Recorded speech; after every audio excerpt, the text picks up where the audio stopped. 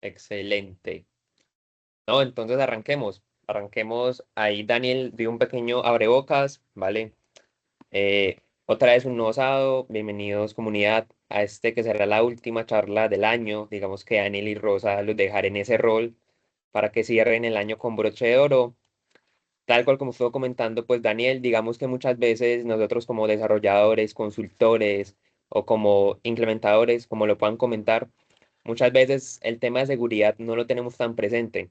Y tengan en cuenta que, claro, si bien inteligencia artificial es algo muy nuevo, por así decirlo, pues ya los gobiernos están comenzando a poner medida respecto a estas políticas. Entonces en Europa está la GRPD, ¿cierto? Daniel me confirma. RGPD, sí, correcto. Está la RGPD, digamos que en la TAM, por un poco lo que me sigue están un poco las políticas ISO, que son más como estándares, pero es un poco de lo que conversaremos hoy, que como bien decía Daniel, no está ligado completamente a N8N, pero ya está ligado al ecosistema en general, o sea, en temas de servidores, eh, tratamiento de datos y bueno, que son temas súper importantes a la hora de implementarlo pues a los clientes. Los invito a que prendan la cámara, cualquier duda que tengan, pueden alzar la mano, pueden preguntar, que este espacio pues está diseñado para ustedes y no para que lo aprovechen. Y a Daniel y Rosa, infinitas gracias porque van a dar esta ponencia y va a ser todo un éxito. Bueno, tomo yo primero la palabra. Creo que te diría que gracias, Luis, lo primero, es muy importante este espacio, ya no para nosotros soy como ponente, sino que al final pues yo vengo consultando aquí mucho tiempo. Y luego creo que algo más importante que todo esto es que realmente me gustaría que todo aquel que está aquí con nosotros ahora se sienta libre de intentar, bueno, de intentar no, de preguntar, que nadie tenga vergüenza, que nadie piense si pregunto esto, pues van a pensar o van a decir, porque en absoluto. Todo lo contrario, precisamente hemos intentado, ¿qué te digo?, comprimir o compactar la presentación lo máximo posible para poder aprovechar este ratito con vosotros, con vuestras dudas, preguntas, futuros proyectos y bueno, intentar poner nuestro granito de arena pues de forma totalmente genuina y sobre todo con el mismo compromiso con el que tanto Rosa como yo le ponemos cada día a cada uno de nuestros proyectos, de nuestros clientes y de nuestras soluciones. No sé, Rosa, si quieres abrir un poquito el melón tú. Bueno, buenas tardes, buenos días por allá, buenas tardes por aquí. Ante todo, agradecer a Luis y a Daniel la confianza y el haberme invitado a esta comunidad. Y apostillando lo que decía Daniel, por supuesto, es un espacio para preguntar, para solventar dudas, para recabar información. Y en esto decía, bueno, pues no es de vergüenza preguntar. A mí no me da vergüenza preguntar muchas veces a Daniel por temas tecnológicos que no entiendo y, como digo yo, pues a veces habla raro para mí y él me lo traduce. Entonces, si no preguntamos, nunca vamos a saber o nunca vamos a tener a aclarar dudas. Y en este sentido, pues esto, cualquier cosa que queráis preguntar o traer aquí, pues encantada de responder si está en mi mano. Y por otra parte también sí que intentamos dar una pincelada o un marco general para que comprendáis cómo es el marco normativo en el que se va a mover todo y en el que se está moviendo todos los desarrollos con inteligencia artificial, que es una tecnología relativamente nueva. Hay gente que lleva trabajando pues, con ese tipo de soluciones o con ese tipo de tecnología tiempo, pero desde el punto de vista de la aplicación de la norma a esa tecnología, pues sí que es relativamente nuevo. Y el hecho de hablar de esa normativa europea, pues se da porque estamos, la gente que tengáis proyectos con Europa, con empresas europeas, que trabajéis para empresas europeas o en proyectos europeos, pues siempre hay que cumplir la normativa, no solamente el RGPD que decía, el Reglamento General de Protección de Datos, sino también el Reglamento Europeo de Inteligencia Artificial y en este último trimestre el Data Act o la ley de datos, que también rige para aquellos datos de carácter no personal. Pero bueno, tampoco es solamente tener un mapa y ir moviéndonos en ese mapa, y si van surgiendo dudas o preguntas, pues por supuesto, aquí estoy para resolver lo que esté en mi mano. Perfecto. Yo quiero hacer una validación con el público antes de comenzar. Me gustaría que pusieran uno, si ustedes le hacen saber a los clientes los temas, sí, de seguridad, privacidad de datos y en general sobre AI, y cero si no se lo hacen saber. Pongo un ejemplo básico.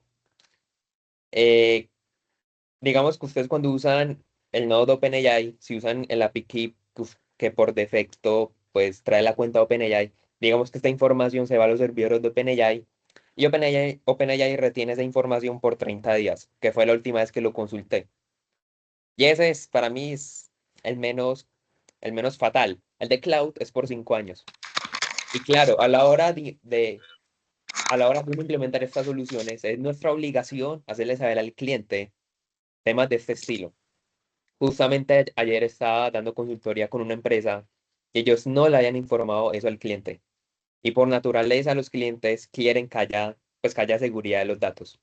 Y ustedes, es su deber hacerles saber eso a los clientes. Pero bueno, acá hay varios unos, hay unos ceros, está 50-50 por lo que veo. Pero arranquemos.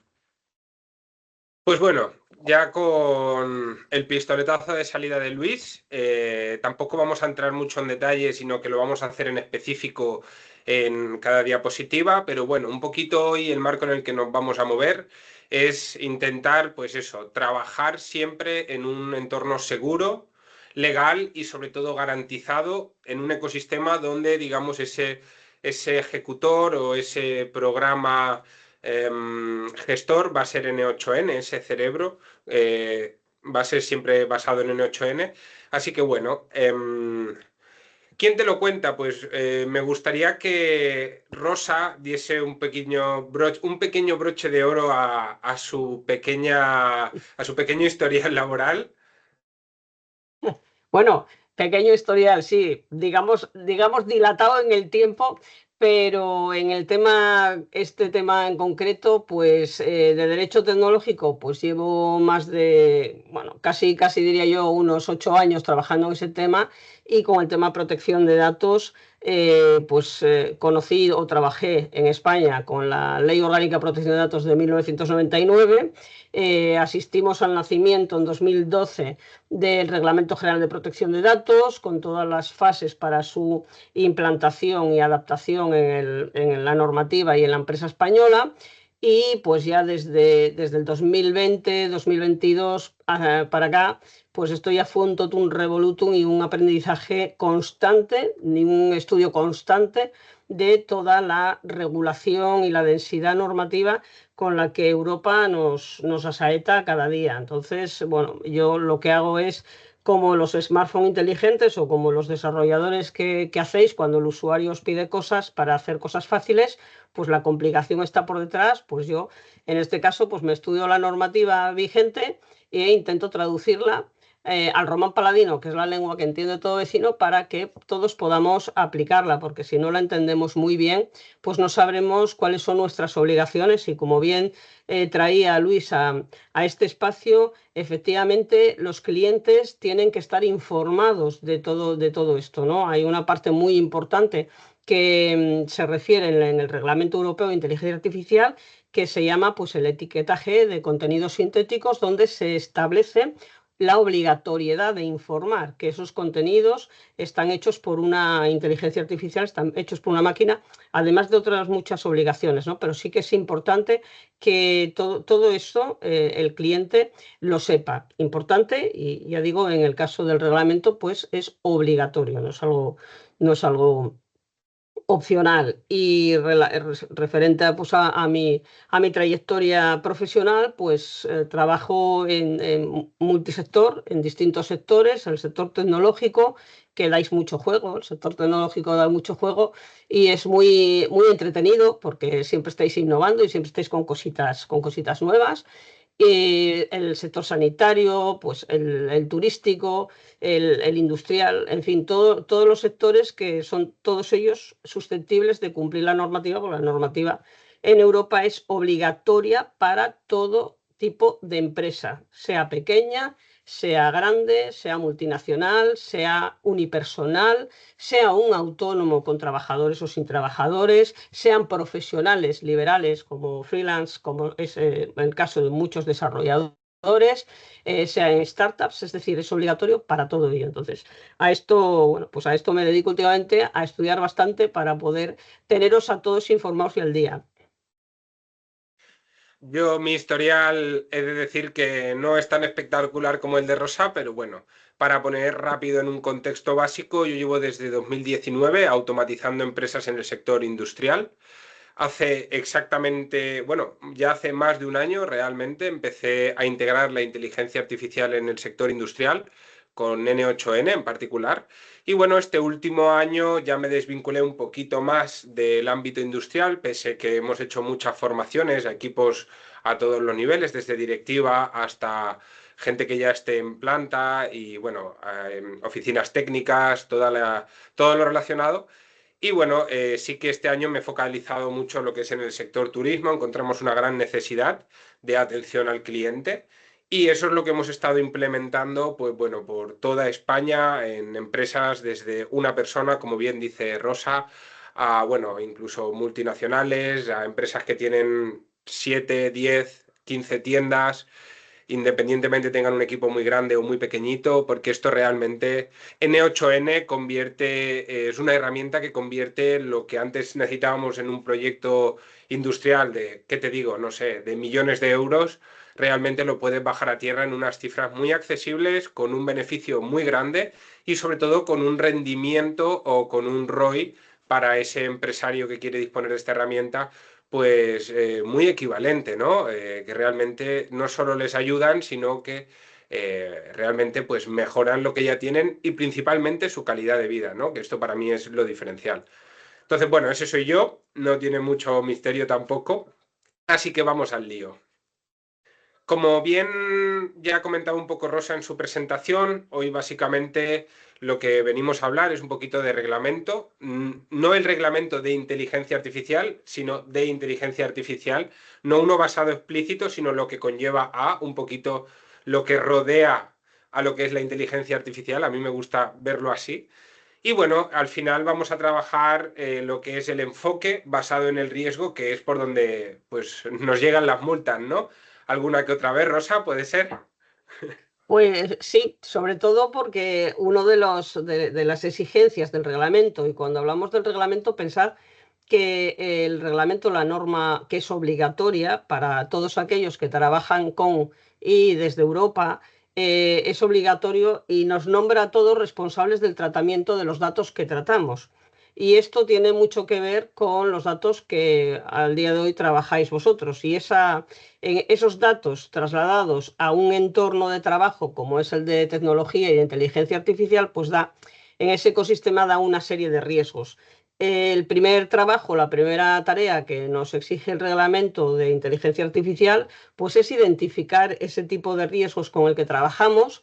El reglamento lo categoriza con su taxonomía en cuatro niveles y lo primerito que tenemos que saber es que somos responsables del tratamiento y por tanto tenemos que cumplir la norma y que esa norma nos va a exigir identificar en qué nivel de riesgo Ahí está. trabajo. Como bien dice Rosa, vamos a desglosar los diferentes niveles que hay, vamos a profundizar un poquito en ellos y cada uno estoy seguro que a partir de aquí en su propio camino empezará como a ubicarse, si no lo ha hecho ya, a saber qué tipo de riesgo tienen sus automatizaciones y qué les caracterizaría como tal para cada una de ellas. En este primer nivel, el nivel prohibido, ¿no? Es un nivel de riesgo inaceptable que básicamente es cuando hablamos de manipulación de datos en forma de comportamiento, cuando hay algún tipo de sesgo social, ¿no? Voy a poner un ejemplo muy bruto.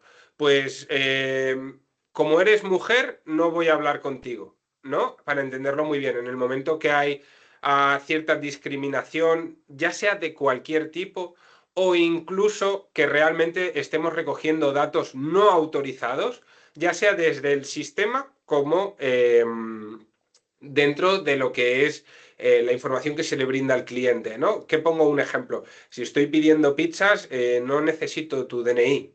Necesito exactamente los ingredientes que quieres, a lo mejor la dirección de envío si es que se envía y tu nombre, ¿no? No necesitamos más, con lo cual esa identificación pues no debería ocurrir. Ya veremos más adelante, pero bueno, bien aquí hemos puesto un ejemplo, ¿no? Un juguete con inteligencia artificial que incita a un niño a realizar conductas peligrosas, ¿no? Un ejemplo un poco bruto sería eso, salta por la ventana, que sería divertido. Esto es un riesgo alto, es completamente inaceptable y por lo tanto está prohibido en cualquier ámbito y en cualquier situación. Perdona, Aquí, al hilo de, perdóname, Daniel, que es que estaban viendo lo del chat, que decían, pero eso no se puede. Hombre, eso efectivamente, como él decía, Daniel, es un nivel de riesgos prohibido a priori, por supuesto, pero por seguir con los ejemplos, cuando surgió toda esta tecnología con inteligencia artificial, detectaron que en un estado de Estados Unidos, detectaron que en los baños de hombres, pues tenían estos grifos que funcionan por célula electrónica o no sé cómo se llama técnicamente, pero que de estos que acercas la mano y sale el agua y ya te puedes lavar, ¿no?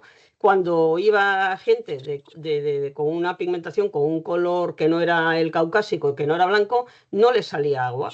Empezaron a investigar por qué ocurría esto, por si era un fallo del grifo que había pasado, y había pasado pues que quien tenía que programar había establecido un nivel o una densidad de pigmentación determinada, de manera que cuando la piel era más oscura, pues el grifo detectaba que ahí no se salía agua. Se montó un escándalo bastante considerable, pero había sido, en principio decían que había sido sin querer, porque no habían previsto ese tipo de fallo, ¿no? Bueno, pues ahora ya tenemos un recorrido bastante largo y el reglamento pues considera esos riesgos inaceptables o prohibidos. Perdóname, Daniel, era no, la anécdota aquí del... la voz importante, yo soy un poco el que va dando el ritmo, pero os aseguro que si tenéis que hacer caso es precisamente a Rosa, que ella es la que domina todo esto. Bien, continuamos con un riesgo alto o un riesgo intermedio, para mí sería, que es cuando ya empezamos a trabajar en estructuras o infraestructuras más críticas. Allá pues os pongo ejemplos, ¿no? Como sería el sector de la educación, el sector de la sanidad, el sector de la gestión de empleo, equipos, trabajadores, o bien, bueno, como justo decía, ¿no? Servicios esenciales públicos y privados. En resumidas cuentas, cuando ya estamos tratando nombres, apellidos, direcciones, esta información personal específica y determinada, aquí ya entramos en un nivel de riesgo alto, porque la filtración o la vulnerabilidad de estos datos, ya no el riesgo que conlleva, sino el... Al final es una pena, pero se debe hablar de consecuencias, ¿no? La consecuencia que lleva, pues, es más alta, ¿no? Es más rigurosa y con lo cual de mayor impacto.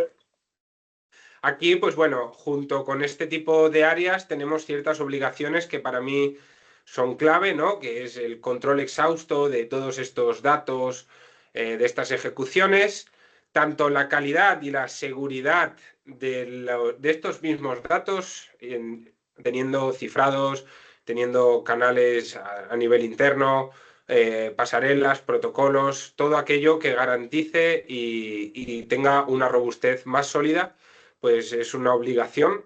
Por supuesto, tiene que haber una supervisión humana obligatoria. Y por último, y no menos importante, todo lo que tiene que ver con la transparencia y con el punto de calidad y gobernanza que hablamos de la ciberseguridad. No sé si aquí, Rosa, quieres añadir algo.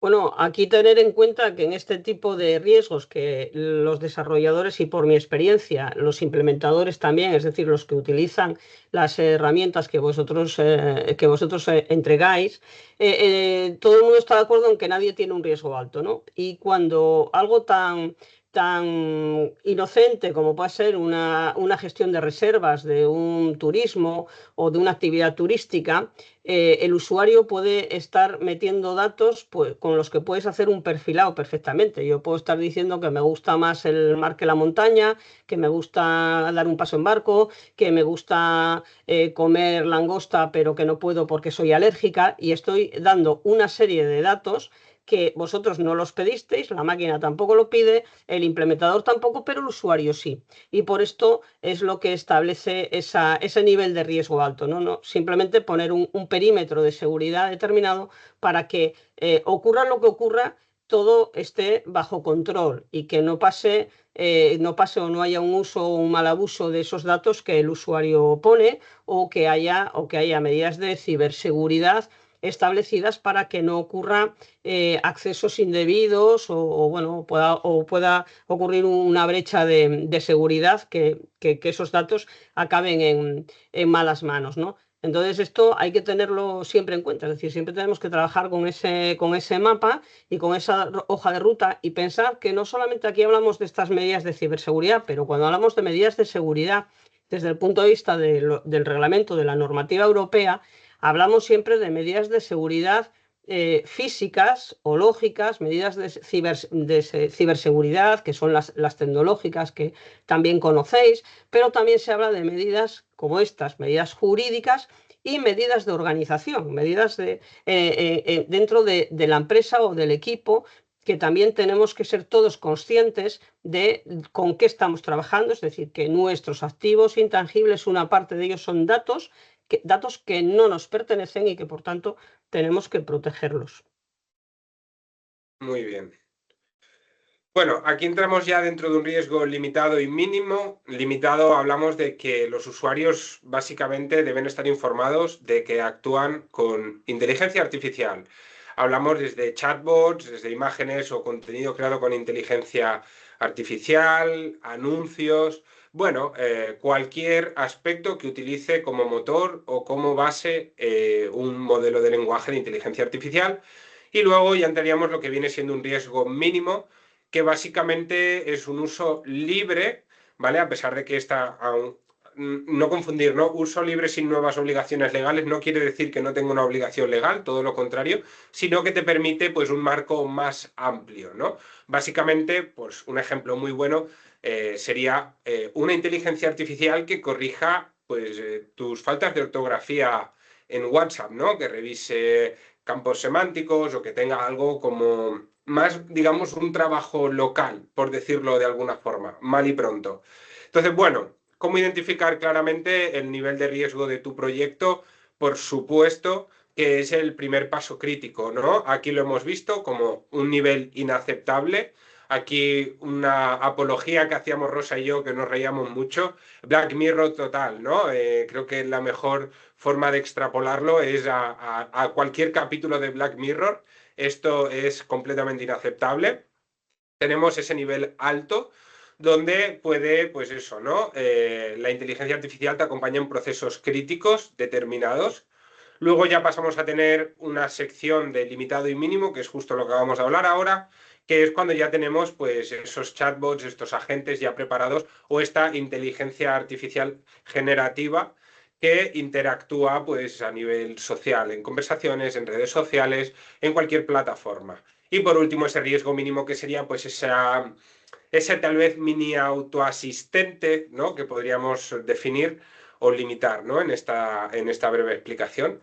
Entonces, esto sería un poquito los 4 niveles que hay. Yo no sé si alguien ahora mismo tiene alguna pregunta, algo en específico, no sé si algo por el chat habéis puesto.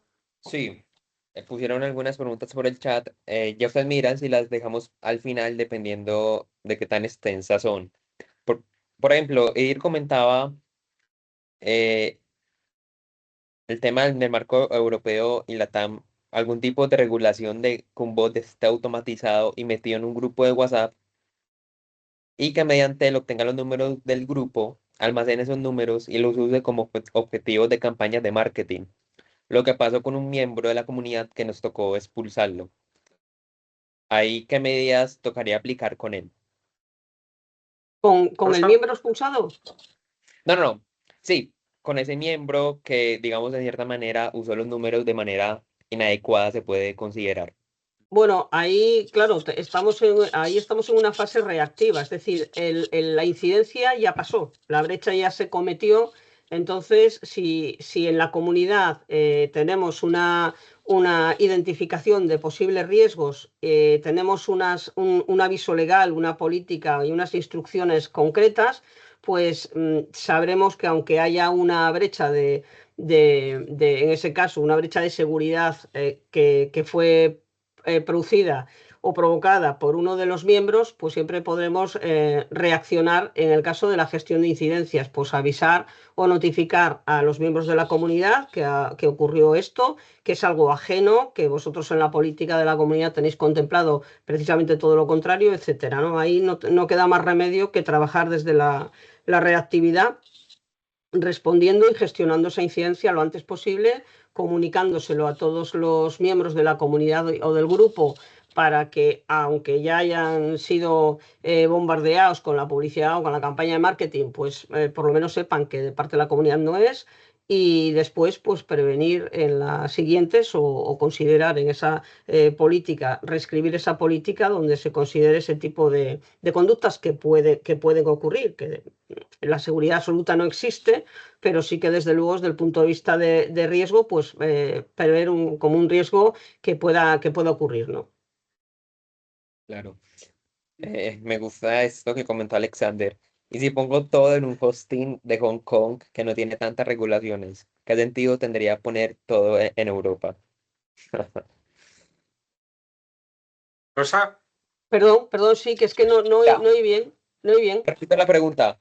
Si todo sí. lo pongo en un hosting de Hong Kong, un o sea, toda hosting la es un información, servidor. Ah, servidor, sí. en Hong Kong que no tiene tantas regulaciones, ¿qué sentido tendría poner todo en Europa? Bueno, pues si tienes el hosting en Hong Kong, enhorabuena, pero si trabajas con un ciudadano europeo o con un proyecto en Europa, tienes todas las de perder y todas las de ser sancionable, porque no solamente tienes una transferencia internacional de datos desde el punto de vista de normativa europea, sino que además tienes una transferencia internacional de datos, es decir, tus datos no están seguros y no están alojados en un sitio que contemple medidas de seguridad, al menos del estilo o del nivel que se exige tener en Europa. Cuando hay servidores pues en otros sitios, puede haber en Australia, puede haber en Estados Unidos, pues siempre tienen unos códigos tipo o unos controles o unas políticas que en Europa se admiten. Pasaba con el escudo de privacidad de Estados Unidos, que después se modificó y se cambió, pero desde luego tener los datos alojados en servidores descontrolados porque tú no tienes el control de ese hosting ni de lo que hacen con esos datos, pues es un peligro para ti. Es un peligro para los datos, pero para quien hace esto es un peligro para él porque, en definitiva, en primera instancia vas a ser el responsable de lo que ocurra con esos datos, que te dejaron confiando en que los ibas a poner en un sitio seguro y, bueno, pues que los pones donde quieres o donde te parezca, ¿no? Ya si no trabajas en Europa, pues sigue siendo el mismo tratamiento, ¿no? El mismo riesgo en el tratamiento de datos. Si eres un desarrollador responsable, pues no te gustaría que tus datos y tu proyecto estuvieran en un sitio que no cuidaran de él. Claro. Continuamos. No sé si hay más Sí, preguntitas. hay Luis. más, pero en honor al tiempo, avancemos mejor. Hemos preparado un pequeñito luego en varias diapositivas, una especie de minijuego, ¿vale? Una mini auditoría personalizada para aquel que quiera hacerla, y también habíamos pensado dejar ese espacio para resolver todas las dudas. Así que si te parece bien, Luis, si no hay nada así importante que tengáis ahora en el chat, vamos llegando hasta esa parte y luego allí, pues incluso si queremos, podemos hacerlo más que a modo pregunta-respuesta, un poquito a modo debate. Creo que sería muy chulo y que todo aquel que se anime, pues que lo haga con mucho gusto. Así que Encantado. bueno, aquí yo creo que le voy a dar paso directamente a Rosa, porque esta es mi parte favorita, pero la que domina ella. Bueno, entonces yo a estas alturas estaréis todos preguntando, pero vamos a ver, esto de los riesgos y todo esto, primero tengo que averiguar, tengo que ver qué hago yo con todo este tinglao que tengo alrededor, si yo lo que me dedico es a desarrollo y lo único que quiero es concentrarme en esto, ¿no? Bueno, pues sí, efectivamente, lo vuestro es vuestro desarrollo y por esto, para tener la cabeza libre de todas estas preocupaciones, pues nos tendremos que ocupar en tener una documentación sólida, porque cuando decía el reglamento nos nombra responsables del tratamiento y responsables de los datos que tratamos, que no son nuestros, sino que son de nuestros usuarios, colaboradores, proveedores, etcétera, pues también nos dice que tenemos que cuidar de esos datos y que tenemos que demostrar que cumplimos la ley. ¿Y cómo demostramos que nosotros hacemos buenas prácticas y que cumplimos la ley? Pues solamente hay una forma de demostrarlo para tener esa trazabilidad y esa evidencia, con documentación. Es que no queda más remedio que, bueno, yo siempre digo que el papel lo aguante todo.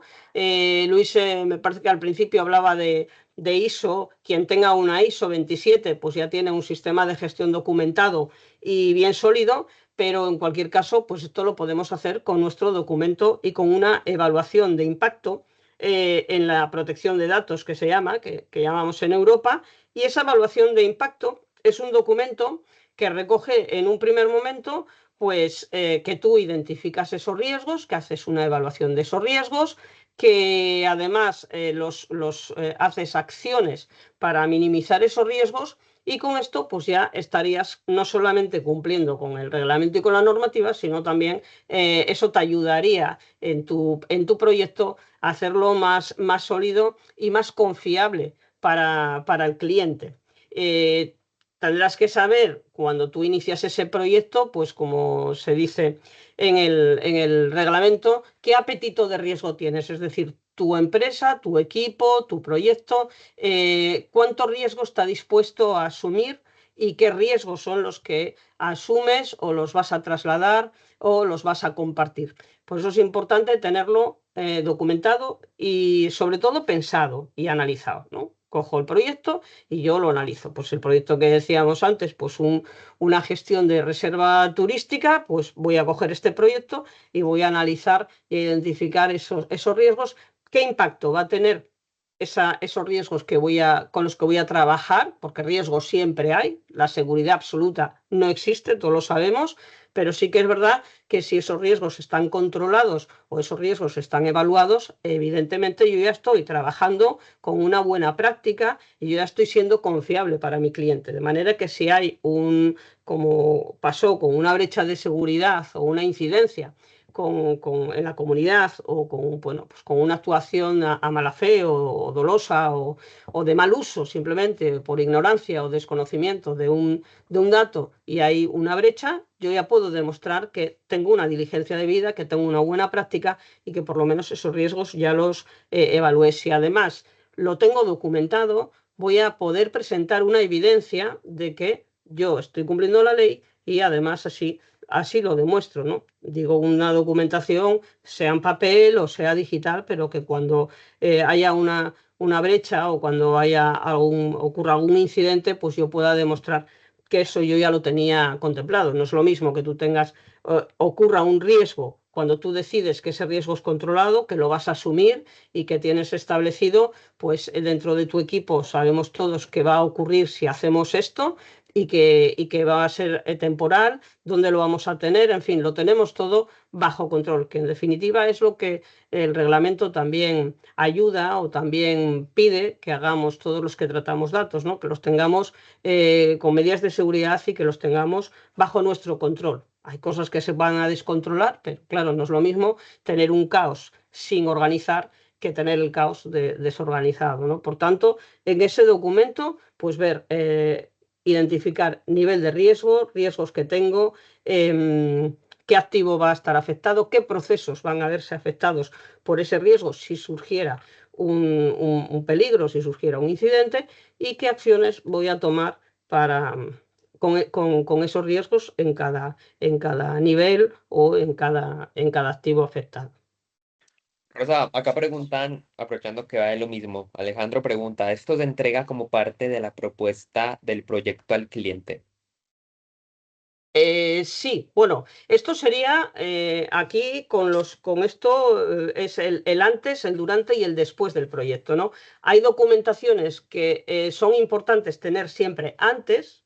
Por ejemplo, este documento es el que tiene que darse antes y efectivamente, si tú como desarrollador presentas una evaluación de impacto a tu cliente, bueno, tu cliente te va a sacar la alfombra roja. Probablemente serás de los pocos que lo haga y sobre todo a tu cliente le estás diciendo, puedes mandarme los proyectos que tú quieras, que aquí en mi casa siempre tus datos siempre van a estar seguros con confidencialidad y con control. Entonces, este es uno de los documentos, efectivamente, que hay que trabajar antes de iniciar cualquier proyecto, cuando, bueno, cuando el cliente ya te haya aprobado el proyecto o dado el visto bueno al presupuesto y empezáis en las primeras reuniones a trabajar, pues este sería uno de los documentos, ¿eh?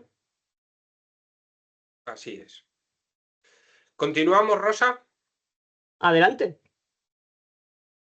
Muy bien, aquí ya sí que empezamos a tratar un poquito también las fases a nivel técnico, puesto que es un paralelo que intentamos hacer en la presentación tanto Rosa como yo, pero es importante decir que está la vertiente técnica con sus fases, que ahora la veremos, y acompañado en paralelo y de igual o a veces incluso de más obligado o más necesarias, que son toda la parte legal, esos documentos, como ahora el que acabamos de ver, el EPID.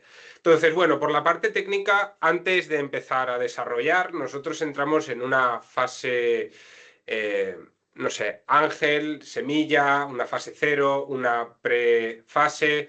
Yo la llamo fase 1, no me complico la vida, y es donde vamos a estar en la parte más técnica, en la parte de desarrollo de oficina técnica, donde aquí no vamos a definir tanto el cómo se va a solucionar, sino que vamos a tratar de identificar los problemas. Antes de hacer, es muy importante entender qué es lo que vamos a hacer, ¿no? Aquí nosotros, de una forma genérica, ¿no? Siempre lo que buscamos es entender eso que voy a automatizar, ¿no? Este dolor, y entender por qué lo hacen así hasta ahora, ¿no? Es decir, pues yo siempre he utilizado este software por este motivo, pues un poquito esa baza, ¿no? Aquí es donde nosotros vamos a tener que conectar con el cliente y pedirle todas estas entradas, salidas, input, outputs o resultados esperados, cada uno que le llame como más cómodo se sienta, donde vamos a definir con exactitud qué datos vamos a necesitar y qué resultados son los que tenemos que entregar. ¿Cuál es el resultado deseado de nuestro cliente? Una parte técnica que nos toca a nosotros es validar estos límites. Cuando hablamos de límites, hablamos más de infraestructuras. Como bien, por ejemplo, comentaba antes Luis, si yo utilizo, por ejemplo, una API de OpenAI, por ejemplo, una API, en este caso, pues necesito saber si tiene un límite, si tiene un timeout, si tiene un coste, dónde puedo utilizarla, cómo puedo utilizarla y hasta dónde puedo llegar con ella, o incluso decir que es mía o no es mía, ¿no? Si va integrada, estoy obligado a decir que es un agente con OpenAI o no, ¿no? Todo este tipo de límites. Entonces, por esta parte no hay mucho más, es bastante sencillito de explicar, a pesar de que la parte de oficina técnica para mí es una de las más críticas. En el aspecto legal, aquí os dejo a Rosa, que sea ella quien nos dé luz. Bueno, pues en el aspecto legal, lo que decía, ¿no? Antes de iniciar el proyecto con el cliente, esa evaluación de riesgos tan necesaria y conveniente para cada desarrollador. Después tenemos que identificar qué roles son los que jugamos. Vosotros está claro que jugáis el rol de desarrolladores y en esa medida, pues vais a ser encargados del tratamiento de los datos del cliente. Se llama encargado del tratamiento por cuenta de terceros porque efectivamente vosotros tratáis datos por cuenta de un cliente que os encarga cosas. Es decir, si yo no os encargara, por ejemplo, pues una gestión de reservas turísticas, no tendríais mis datos. ni tendríais por qué tratar esos datos. Por tanto, sois encargados del tratamiento y en la medida en que sois encargados del tratamiento, el reglamento, y aquí veis que jugamos siempre con ese marco normativo, por eso lo llamamos cumplimiento 360 grados, porque hay que tener en cuenta esas 3 dimensiones normativas, que es el Reglamento General de Protección de Datos, el Reglamento Europeo de Inteligencia Artificial y la Ley de Datos o Data Act, que no tiene nada que ver con la Ley de Datos de Chile, sino que tiene que ver con datos de carácter no personal en Europa. Y en ese sentido, pues firmamos un contrato de encargado del tratamiento.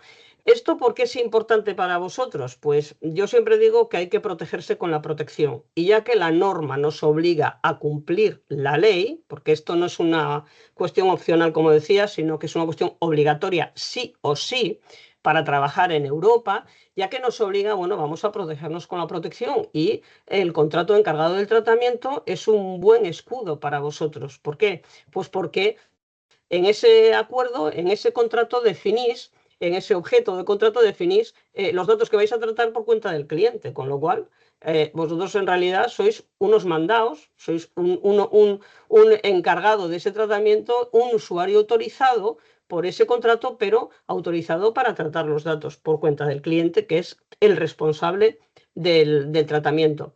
También tenéis que identificar, que es muy importante, con qué terceros trabajáis, los subencargados, quiénes son el software, quiénes son los titulares de esos software, de esas plataformas, de esas cloud, de esos nubes, como decíais, pues las APIs de OpenAI, que tienen sus políticas también de privacidad y tienen sus políticas de seguridad, pues también importante identificarlo y conocerlo. ¿Para qué? Para dejarlo reflejado en vuestra documentación, porque eso también os va a servir a vosotros de, oye, yo tengo estos proveedores a mi vez o estos subencargados controlados y, bueno, con ellos también tengo yo firmados mis acuerdos o tengo mis contratos tipo y lo tengo todo reflejado en mi documentación. Con lo cual, si hay algo, si pasa algo, volvemos otra vez al control de la situación, a la gestión de esos datos, de esas buenas prácticas donde vosotros podéis demostrar documentalmente que eso lo tenéis bajo control. Después, esa documentación obligatoria, esto hablamos de datos, pero también como desarrolladores es muy interesante para vosotros tener unos contratos bien hechos, porque hay muchos contratos que no están bien hechos, es decir, que no reflejan o que no os protegen, porque no hay un condicionado o no hay un objeto bien definido o no hay unas condiciones bien detalladas, de manera que a vosotros a lo largo de vuestro proyecto, pase lo que pase, pues ahí estáis protegidos en cualquier circunstancia, y si hay incumplimientos, pues por la otra parte, que son los tratamientos, los documentos de confidencialidad o esos acuerdos de nivel de servicio donde definís y donde establecéis esas condiciones con vuestros clientes. Es importante que vosotros eso lo tengáis para protegeros, proteger también vuestros activos intangibles con los que trabajáis, vuestro know-how o vuestro how-do, porque hay que proteger todo esto frente a ese cliente, ¿no? Si vuestro proyecto es licenciable, y qué tipo de licencia vais a dejar que use el cliente. Es decir, todo eso lo tenéis que definir muy bien, porque en definitiva os protege. Esto más allá de los datos, pero ciñéndonos al tema datos, contrato de encargado del tratamiento, donde vais a ser usuarios autorizados y donde vais a tratar datos por cuenta de terceros, es decir, por cuenta de vuestro cliente. Y después, eso, importante, revisar esos proveedores, porque en definitiva, cuando trabajas con un proyecto tecnológico, pues siempre tienes que trabajar con los grandes. Y los grandes pues tienen sus reglas del juego que nos imponen, sus códigos tipo, sus contratos de adhesión, donde tú vas a su página web y dices, bueno, pues yo me tengo que adherir a esto que me dice Google, porque si no, no puedo trabajar. O tengo que aceptar lo que me dice OpenAI o lo que me dice Amazon, porque si no, no puedo trabajar. ¿Vale? Pero eso yo lo dejo reflejado y lo dejo bien documentado en mi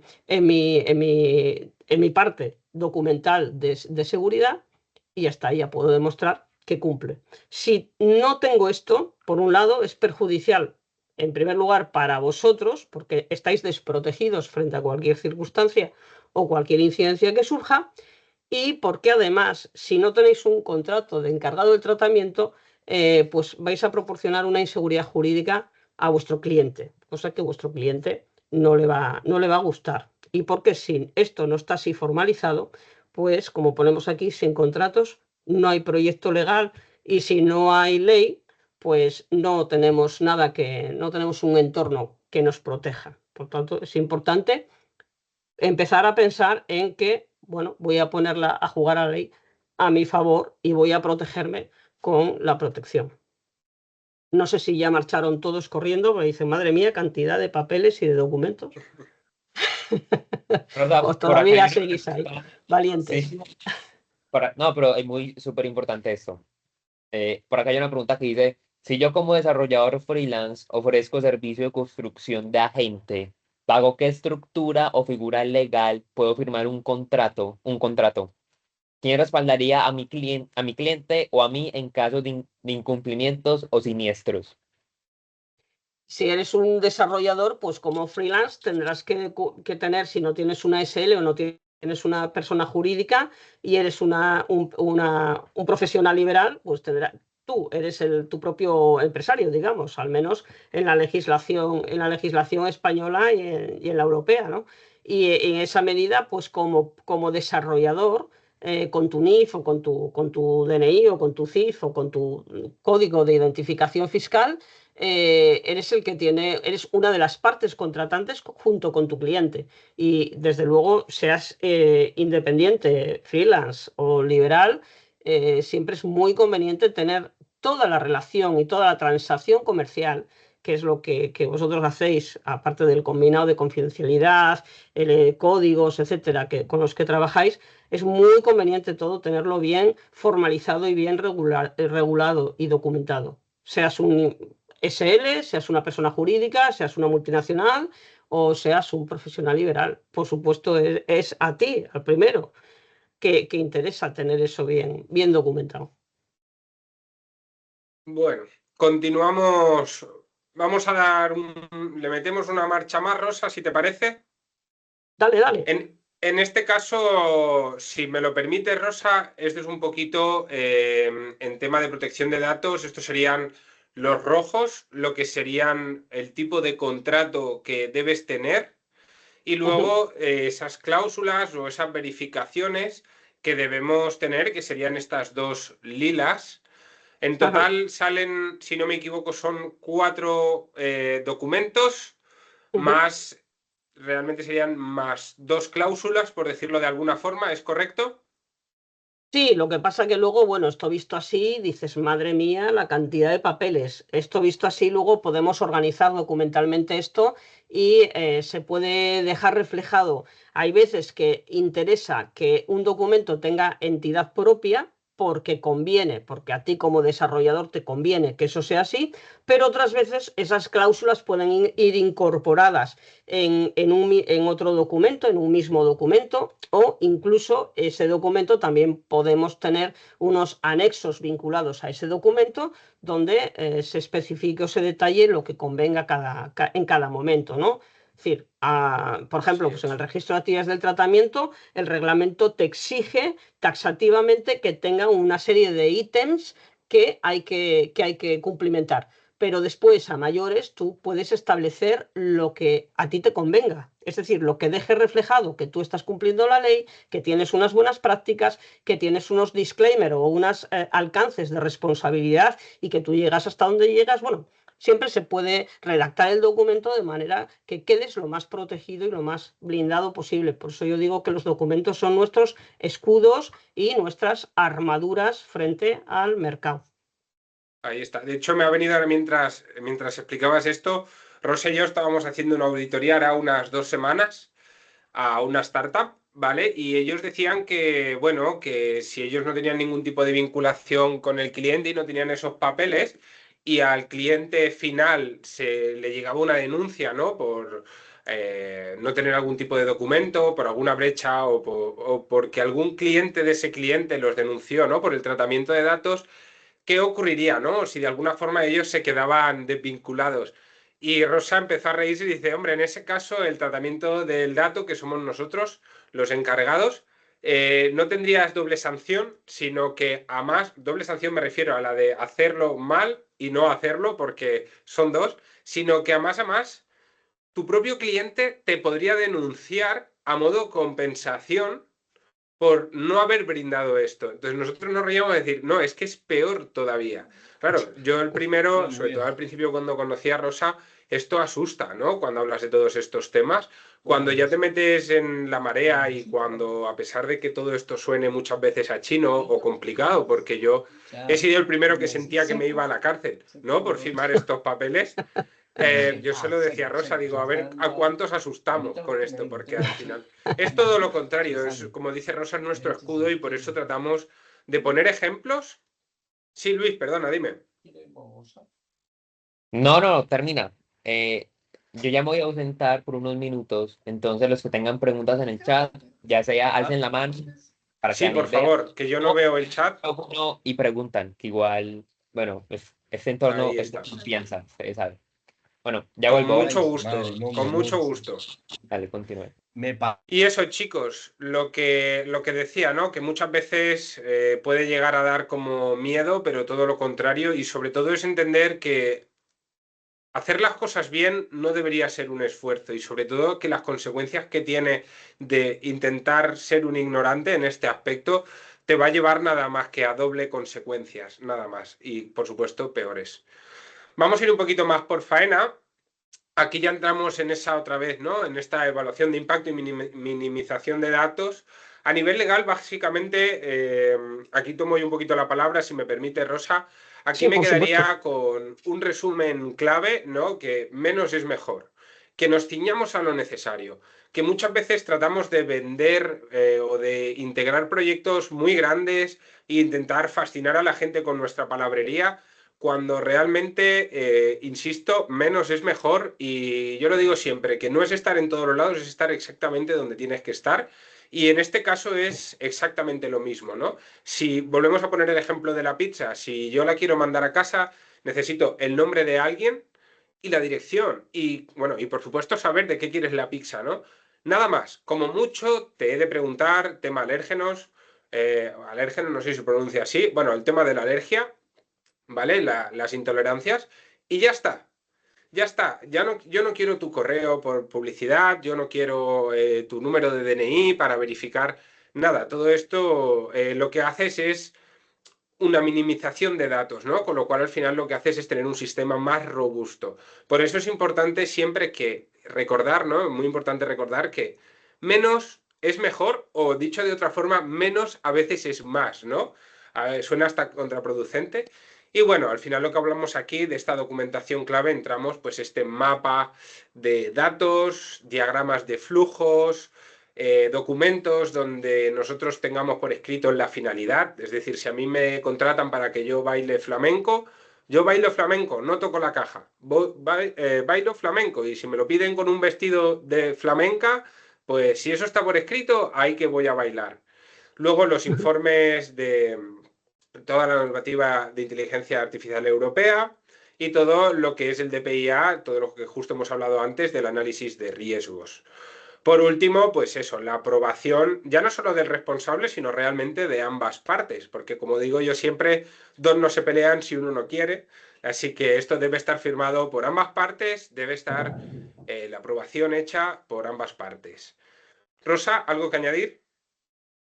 Bueno, es que estaba viendo, nada, buen resumen, pero estaba viendo una duda que tenía o alguien me preguntaba por el chat, ¿dónde dice que los servidores tengan que estar en Europa? No dice que tengan que estar en Europa. No hay ninguna normativa que obligue a trabajar con servidores en Europa. De hecho, todo el mundo trabajamos con servidores de todo el mundo, pero lo que sí te dice el reglamento es que el servidor donde esté tiene que tener un código tipo, tiene que tener un contrato tipo, tiene que tener una serie de políticas determinadas para garantizar que tú trabajas con un servidor alojado, ubicado en un país donde tiene unas normas de seguridad parecidas a las europeas, pero no hay ninguna que te exija que esté el servidor en Europa y si no, no puedes trabajar. Por ejemplo, Meta, y todos estos grandes que hicieron ante las sanciones que ponían y cada día un lío judicial con Europa,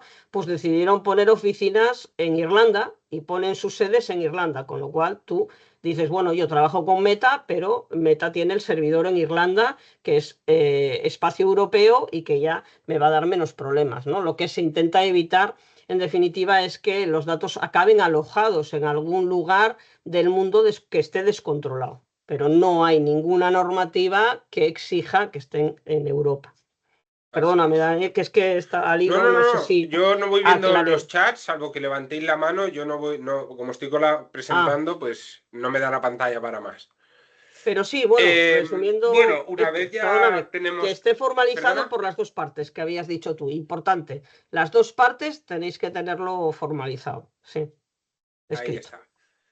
Bueno, ya una vez tenemos la primera fase más oficina técnica, como la llamo yo, donde hemos desglosado un poquito los documentos antes y durante esa etapa, ya pasamos a la parte más técnica, a la parte del desarrollo, no solo donde vamos a definir una arquitectura o un ecosistema, nuestro VPS, nuestro Docker, pues yo qué sé, si necesitáis tener algún dashboard, alguna pantalla de datos, a cualquier cosita, cualquier instancia, cualquier servicio externo. Aquí es donde va a entrar esto, donde aparte de dentro de N8N nuestros workflows, nuestros desarrollos ya van a tener una estructura lógica, es decir, ya van a estar creados, ya se pueden mostrar en ese aspecto. Y luego, pues eso, ¿no? Aquí lo hemos llamado integraciones limpias. Pero bueno, básicamente pues es eso, ¿no? Si tenemos que conectarnos a un endpoint, a una API, en este caso, o tenemos que instalar algo de forma local dentro del servidor por tema de privacidad o seguridad, pues este es el momento. Entonces, aquí creo que a nivel técnico tampoco voy a entrar mucho en detalle porque al final creo que cada uno tiene su arquitectura. Sí que ahora podemos entrar un poquito más en detalle si necesitáis, pero sería eso, un poquito a modo resumen. En este caso, aquí básicamente las medidas de seguridad, como siempre, van a variar según el riesgo, pero mínimo estas 4 son seguras, es la base donde nos tenemos que mover.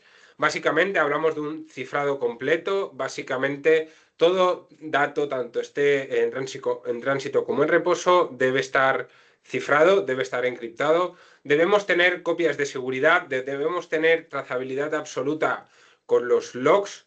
Debemos también tener la implementación de tokens, de APIs, de llaves, para tener ese control de acceso. Aquí como una buena recomendación a nivel particular, por ejemplo, os pongo un ejemplo. Nosotros tenemos un cliente que tiene varias sucursales, en total tiene 50 agentes de N8N integrados que se dedican a la atención al cliente exclusivamente. Cada uno, nosotros tenemos un proyecto de OpenAI donde ahí tenemos todas las claves de cada agente y cada una de ellas es independiente para cada una. Al final el coste es por consumo, no por líneas en este aspecto. Y lo que haces en parte es un poco a aislar el riesgo, ¿no? Es decir, si se cae OpenAI, se caen todos, pero si a ti, por ejemplo, una API se estropea por el motivo que sea, ¿no? Pues sabes que solo va a fallar un agente, con lo cual no vas a propagar, no va a llevar la sangre al río. Y luego, por último y no menos importante, por supuesto, dentro de esa trazabilidad necesitamos tener una monitorización. En este caso, yo aquí más bien hago especial hincapié desde fuera, es decir, a la supervisión de esos VPS, de esos containers, si están levantados, no están levantados. En este caso, yo os pongo ejemplos gratuitos, no necesitas tener un conocimiento técnico enorme o muy profundo. Y yo os hablaría en particular de 2 servicios que nosotros integramos por seguridad en cada cliente, que es Uptime Kuma. Básicamente lo que hacemos es a modo sniffer, conectamos a tanto el SSL del VPS como a los Docker, incluso al Power On, Power Off de la máquina para saber si está activo, está levantado o no está levantado. Y en el caso de que cambie a off o se nos vuelva a reactivar, nos llegaría un correíto instantáneo con el estatus o con el estado de ese servidor o de ese servicio. Y luego, por otra parte, yo personalmente, también porque ocupa muy poquito, utilizo Monit, ¿vale? No deja de ser un panel de control del VPS ya instalado dentro, no es como Uptime Kuma, que es diferente, que apunta desde fuera, ¿vale? Y en este caso aquí lo que nosotros garantizamos es que si hay un límite de espacio, si a la RAM pasa algo, cualquier cosita que se sobresature a nivel hardware, pues este pequeñito software nos va a estar auditando constantemente, nos va a estar monitorizando a tiempo real, pues tanto nuestros ecosistemas desde dentro, como sería Monit, como desde fuera, que sería, por poner un ejemplo, Uptime Kuma, entre tantos miles que hay. Y ya os digo, estos dos para mí, pues bueno, son muy prácticos, son gratis en las versiones más bajitas y funcionan perfectamente, o sea, cumplen al 100% sus requerimientos y sobre todo, pues nuestras necesidades.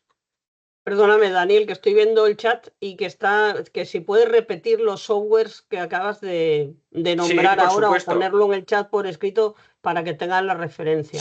Si os parece bien, quedan 3 pantallitas y luego ya cuando hagamos el mini reto que hemos propuesto, os comparto las herramientas por aquí, incluso si queréis cualquier otra cosita. Sí, Tatiana. Hola, Tatiana. Hola, ¿qué tal? Perdón, levanté la mano por error. Sí, justamente iba a pedir las herramientas, pero gracias, muchas gracias. Sí, luego, ahora en 10 minutitos, si queréis, os las comparto, o si os parece bien, cuando acabemos la clase podemos hacer un mini resumen de lo que hemos hablado y lo comparto directamente por el grupo con las herramientas. Así también lo tenemos todo un poquito más a mano. Bueno, para ya agilizar un poquito más esto, una vez ya tenemos definido hasta el punto del MVP o estos workflows, estos flujos de automatización, ya entramos en lo que es prueba-error, ¿no? El test A/B. Empezamos a meterle inputs, a meterle datos al sistema, a intentar romper el sistema, ver esas vulnerabilidades, donde esos límites, esos casos contemplados y sobre todo indagar en esos casos no contemplados con el único objetivo de en el momento de llegar a producción intentar rozar el 0%, ¿no? Esto, el que lleve no mucho tiempo, no necesitas mucho tiempo, ¿no? Integrando proyectos en producción, ya no hace falta que sea de N8N, a cualquier nivel y en cualquier sector. Yo, en toda mi experiencia, me encantaría mentiros, pero no es el momento. Nunca he puesto algo en producción y por lo menos ha habido un fallito, algo que no estaba contemplado hasta el momento, por mucho que intentes blindarlo. Entonces, bueno, en el taller, en la fase de testeo, vamos a intentar, pues eso, ¿no? Ver que nuestra lógica funciona, que la optimización es correcta y que los servicios pues, van a aguantar lo que va a tener que soportar, ¿no? Más adelante. Más adelante, ya una segunda fase o entrando en la recta final de la fase de testeo, para mí es muy importante levantar cualquier tipo de copia, una instancia, lo que sea, un duplicado, ¿vale? Lo que yo llamo un gemelo digital, se puede llamar de cualquier forma, tiene nombres más técnicos. Al final lo que pasamos es tener ya ese MVP que se ha testeado, meterlo a un modo preproducción, donde vamos a intentar simular lo más cercano al 100% tanto la capacidad como el uso y la finalidad. En este caso, pues eso, ¿no? Vamos a hacer que trabaje como si fuese real antes de integrar ese nuevo compañero de trabajo o ese flujo de automatización para intentar tener unas garantías de cero sorpresas, ¿no? Ya digo que esto es muy difícil, no quiero decir que no se pueda conseguir, pero bueno, contra más ambicioso y más grande es el proyecto en el que te embarcas o mayor es la responsabilidad que tiene, pues por lo menos tienes que garantizar que el 90 al 95% del sistema va a estar a la altura de lo acordado. Rosa, si hay algo que tú creas puntualizar, me vas diciendo, si no voy avanzando, ¿vale? Bueno, ahí importante que tenías ahí un apunte importante que si vais a hacer pruebas con datos reales, siempre tengáis la autorización del cliente, pero siempre esa autorización por escrito. Acordaros que tenéis que poder demostrar que cumplís la ley. Y si yo te digo, vale, yo te voy a dar todo el listado que tengo porque quiero que hagas pruebas con esto, muy bien, Rosa, pero tú me lo firmas aquí como encargado del tratamiento, me dices que ahora tengo esta nueva finalidad, me lo firmas y tú tienes tu alcance, tu responsabilidad ya la tienes limitada y estás protegido. Siempre se puedan hacer datos, o sea, pruebas con datos como quieras, pero si el cliente quiere con reales, que él lo firme y lo tengáis por escrito. Solamente era ese tema. Ahí está. Dentro de la ficha técnica, ¿vale? Voy a pasarla así un poquito en diagonal porque yo creo que muchos pues ya se sienten relacionados. Pero básicamente lo que vamos a hacer es identificar cada elemento, cada ítem y cada funcionalidad y finalidad. ¿Cómo? Desde pues, los workflows que vamos a utilizar, si utilizamos servicios externos, cuáles las tareas que se van a llevar a cabo para automatizar, los límites de actuación, tanto de construcción como de construcción. ¿Qué quiero decir? Que es importante tener planteado cómo el sistema va a funcionar correctamente, pero si tengo una fuga de datos, si tengo un problema, ¿cómo voy a evitar la propagación? Es decir, básicamente, un plan antiincendios. Eso debe estar bien definido. Luego vamos a entrar, pues eso, ¿no? En la arquitectura de los flujos, el tipo de Docker que se va a levantar de N8N, si es el modo Kiwi, no sé cómo se pronuncia, si es el modo PostgreSQL, el normal, si va a ser self-hosted, si va a ser en la web. Todo esto hay que definirlo, modelos, las versiones, el tipo de prompt. Nosotros en particular utilizamos la metodología de prompt que es RTSCEN, Role, Task, Action, creo que es paso, bueno, el Throw Pass me parece que es. También lo compartiré y si queréis os dejo un breve ejemplo resumido donde va a quedar claro qué es cada una de esas letras.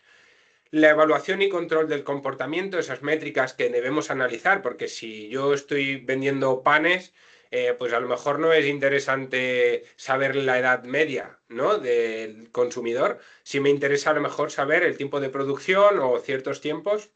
Entonces, todas estas métricas y mecanismos de validación deben estar también presentes en la ficha técnica.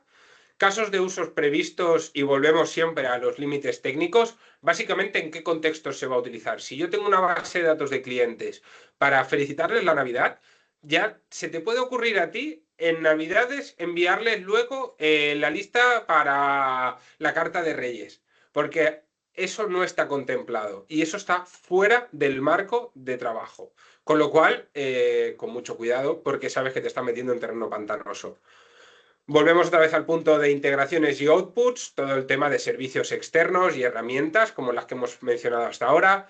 Requisitos, pues eso, ¿no? Si voy a tener un workflow o un N8N con 6.000 ejecuciones semanales, pues lo mismo si me interesa tener una infraestructura acorde, ¿no? ¿Qué te digo? Que mi ordenador en vez de tener 2 GB de RAM tenga 4 y que en vez de 20 GB de memoria pues tenga 50, ¿no? Todo este tipo de requisitos de entorno, credenciales, variables, volvemos a las medidas de seguridad y luego por último, y como siempre digo, no menos importante, el mantenimiento y la evolución. Que esto la gente se piensa que una vez que entregamos nos limpiamos las manos, pero yo siempre digo que el ponerlo en producción es solo haber llegado al 50%. Entonces, a partir de aquí te queda lo importante en ese aspecto. Bueno, entonces eso, ¿no? Dentro del mantenimiento y la evolución, pues ver eso, ¿no? Cómo va al final, pues el upgrade, ¿no? De los sistemas, la monitorización y cualquier mejora continua, porque hayan otros LLMs, otros modelos de razonamiento, pues más nuevos, por el motivo que sea, porque técnicamente están más adaptados, porque tienen un coste más económico o porque son más precisos, pues todo esto debe estar contemplado dentro de la ficha técnica. Última fase ya. Sí que es verdad que la parte de ficha técnica tal vez tenía que haberla explicado un poquito más Rosa. No sé si algo más te gustaría añadirla por la parte legal, Rosa, que yo no haya dicho. No, me parece que está perfecta, muy completa y sobre todo pensad que esa ficha técnica que acompaña a vuestra solución y que acompaña a vuestra IA, pues es el pasaporte o es la visa para que vuestro proyecto o vuestra solución el cliente la pueda poner o la pueda utilizar en el mercado con la legalidad. O sea, que es una visa con su documento, con su pasaporte y como manda la ley. Ahí está. Básicamente la fase 3 es volver a repetir todo lo que acabamos de hablar ahora, pero básicamente llevado al aspecto técnico, no al aspecto legal. Una cosa es definir para poner en papeles y otra cosa es producir, que es esta parte la que hacemos aquí, ¿no? Básicamente es cuando ya integras el sistema, cuando lo pones a producción y estar a modo supervisión. Ya es cuando el departamento técnico es el que hace el trabajo. Aquí básicamente lo que hacemos es eso, ¿no? Pues mantener el cumplimiento legal que hemos asignado previamente. Yo me quedaría ahí, creo que no tiene ningún misterio más. Bueno, aquí hemos llegado a la parte un poco sorpresa, ¿vale? Que estaba, por supuesto, contemplada con Luis, donde lo hemos llamado un test de madurez, un test que van a ser 5 preguntitas muy rápidas para todo aquel que se anime a valorar, ¿no? A tener una pequeña auditoría de sus sistemas, donde, bueno, con estas 5 preguntitas vas a poder ver si tus sistemas... Esto importante, digo que es un test de honestidad porque aquí es un test donde nosotros vamos a sacar un poco los colores, vamos a tocar lo que no nos gusta que nos toquen, ¿no? Que es la parte del ego de esto está mal hecho o esto no está tan bien hecho como uno creería. Al final hemos cogido la base de conocimientos de los 35 años de experiencia de Rosa.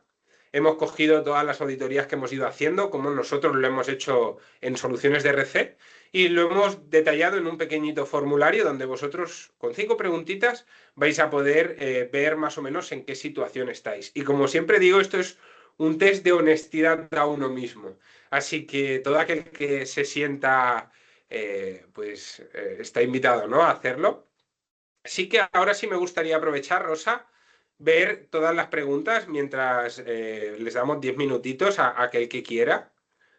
Vale. Ir a Por las aquí, perdóname, preguntitas. Daniel, piden si puedes mandar el enlace del test por el chat. Ah, sí, voy ahora mismo.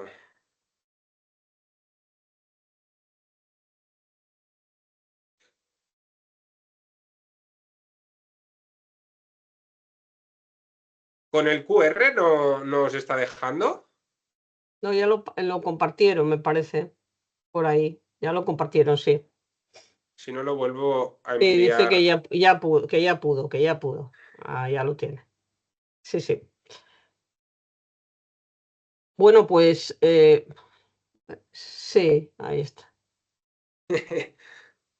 Muy fea la plataforma, dicen por ahí. Bueno, yo he de decir que no soy diseñador de interiores, soy diseñador de flujos de automatización. Entonces pido disculpas si mi parte artística no está tan desarrollada. Pues Básicamente hemos cogido el te puedes branding de dedicar al N8N diseño de Seniority. interiores, ¿eh? Claro, hemos cogido el branding de N8N Seniority y lo hemos aplicado. La del QR es mucho anuncio para luego si llegan... Esto no lo he entendido. Bueno, voy a aprovechar... Voy a aprovechar a compartir cositas que hemos ido hablando. Voy a compartir los links directos, básicamente para aquel que esté interesado. Vale. Y yo, mientras tanto, porque preguntaban por aquí, Alexander, Sí, cualquier... Incluso Sí. ahora, chicos, yo diría que si queréis quitaros el mute, activar los micrófonos y que hagamos un poquito de, como digo yo, de mercadillo. Porque sí que veo, por ejemplo, Oscardo, que tiene la mano levantada. Adelante, por favor. Ah, Hola, buenos días. Está muy interesante este tema y quería preguntarle más hacia la parte legal. A ver, le comento. Aquí en Colombia existe una legislación que se basa más hacia el derecho civil y comercial que hacia el derecho de propiedad intelectual y derechos de autor. La pregunta sería, ¿eso aplica para aquí, para Colombia, o aplica solamente para España, o aplica solamente para Estados Unidos? ¿Por qué? Porque es que cuando nosotros tratamos de las distintas tecnologías, entonces un sitio web está en Estados Unidos, entonces tenemos que mirar cuáles son las condiciones de esto. Otro sitio web está en Irlanda, por ejemplo, ¿sí? O en Inglaterra. Otro sitio web está en España. Nosotros tenemos otro tipo de licencias y nosotros tenemos que tener la validez de que la información va a ser única y va a ser solamente aquí en Colombia.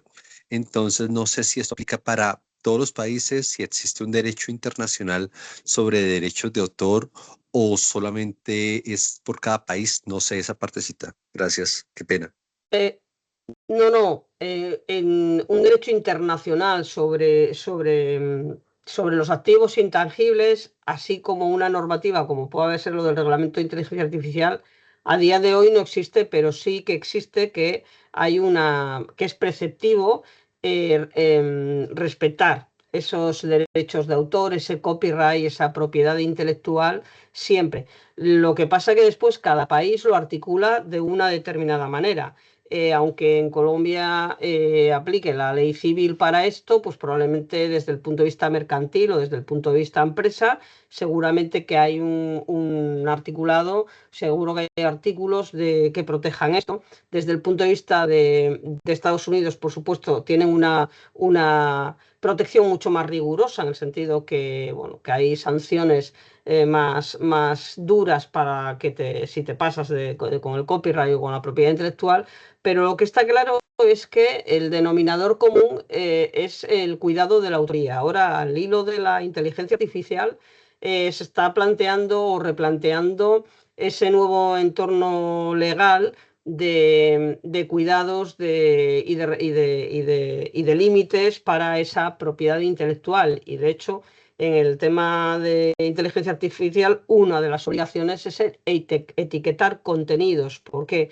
Porque si tú haces un contenido y yo lo paso por mi ChatGPT y le doy un aire, pero resulta que tú eres el autor, pues en este caso lo que te exige la norma es que esa autoría o esa propiedad intelectual la reconozcas por parte del autor original, ¿no? Es recomendable siempre que cuando vayamos a trabajar con derechos de autor, o como pasa a veces cuando vas a hacer un podcast y tienes que coger una música, bueno, pues es ver si hay una licencia de uso, si esa licencia es libre, si esa licencia es de pago, si hay que hacer un reconocimiento, en fin, las condiciones que tenga cada uno en esa propiedad intelectual, pero sí que es cierto que hay que tener cuidados, ya no digo cuidados, sino cuidados, y que si eso se puede reflejar en un documento o en el acuerdo que se tenga de trabajo con el cliente, pues mejor. Es decir, reconocer una autoría tampoco te va a suponer nada, y sí te supone que estés cumpliendo la ley de propiedad intelectual, aunque internacionalmente no haya una normativa homogénea para todo, pero sí que en cada sitio sí que el denominador común, digamos, es proteger esa autoría o ese copyright o esa propiedad intelectual, porque es uno de los activos con los que cada uno, bueno, pues un fotógrafo, un ilustrador o un autor, pues es uno de los activos de su empresa o de su core business. No sé si respondí a la duda. Sí, sí, correcto. Y me salta otra duda. Por ejemplo, yo pues estoy formando una empresa y pues, me gustaría formarla en Colombia y también en Estonia. Estonia hace parte de la eurozona, entonces implicaría tener que dar los documentos, los dos tipos de documentos, tanto aquí en Colombia como en Estonia. O no sabría si tendría que unificarlo bajo los criterios que usted me está diciendo. Claro, una cosa es la creación de una empresa que tú vayas a hacer con tu identificador fiscal, porque en cada país tienen unas condiciones diferentes, tanto fiscales, tributarias, legales, etcétera. Lo que es común es que si tú trabajas desde Estonia, bueno, ya vas a funcionar con el reglamento y con la normativa europea, pero si tú trabajas desde Colombia solo sin tener que trabajar con Europa, no tienes que cumplir la normativa europea en este sentido, el reglamento de que estamos hablando, ¿no? Pero una cosa es la creación de tu empresa, de tu actividad profesional o mercantil, y otra cosa es la aplicación del reglamento de protección de datos. No sé si te aclaré.